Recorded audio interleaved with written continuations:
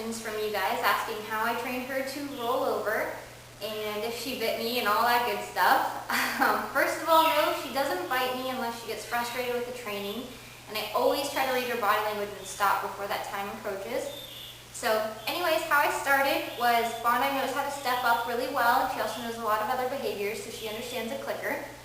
What I did was I actually got her to think that she was going to step up by putting my hand here. She's distracted with the clicker in that hand.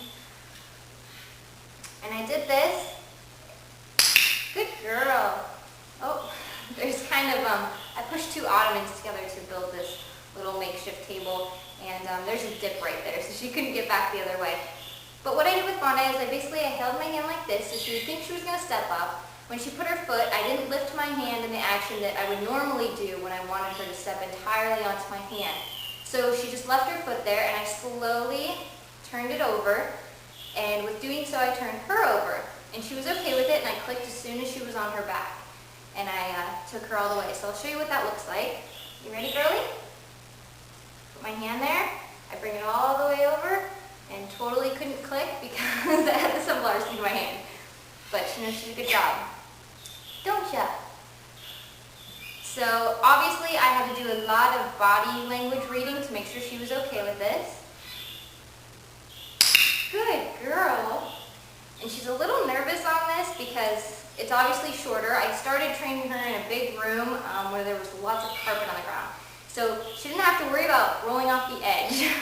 And she doesn't like to do that as much as Bandit. So as you can see, I'm guiding her with my hand. And the reason I'm doing this is so that she constantly feels that she has a grip on something, which makes her feel more comfortable with the action of going onto her back. Can you turn around for me?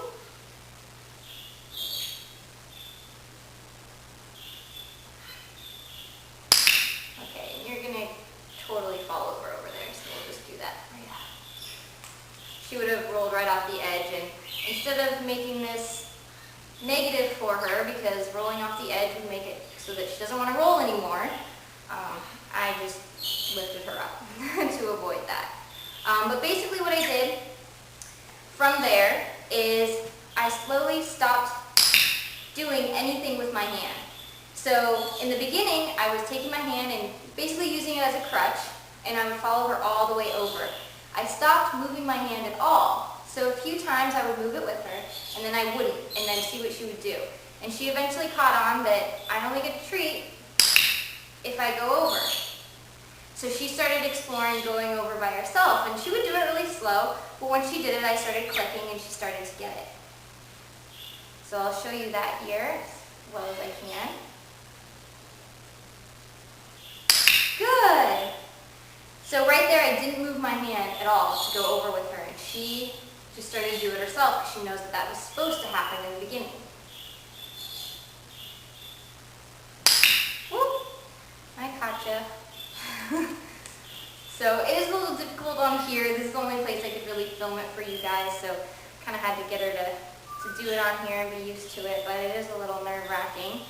And eventually my goal is to just literally place my hand like this and have her roll herself, which we are not there yet. Whoa! Let's do it over here. Good girl. So what I will do from here is literally I'll put my hand down and then I'll slowly move it away so that she never actually grabs it and she just rolls over by herself. So this is one way that I used to train Bondi because she knew a clicker. She'd done a lot of behavior. She's comfortable going on her back. She's comfortable with me putting her on her back. She does other tricks, which I could show you right now. She's capable of doing the bat, which is this. So she's capable of being upside down and comfortable. Aren't you? And she also, she's not always like this, so I'll have to feel her out for it, but she's going to be okay today. She also allows me to put her on her back. So these are some behaviors that Bondi already allowed me to do and train that made her more comfortable with me actually doing the manipulation of just slowly turning her over. So depending on your bird, this may or may not work for him. You just really have to be the judge of your own bird. I mean, I don't know what you have or have not trained. Good girl. And so I don't know where your bird's comfort level is. If your bird isn't even comfortable going on its back and doesn't do it naturally, you might have a harder time because you have to train that behavior first. So anyway, hopefully this helps and answers your questions. That's basically how I did it with Bondi, and she never bit me because I quit before it ever got frustrating. You always keep your training sessions short. This is actually where I'm ending with her because she's done such a good job, and she still wants to train, but I don't want to get her to the point where she's sick of training. So you always want to stop leaving them wanting more.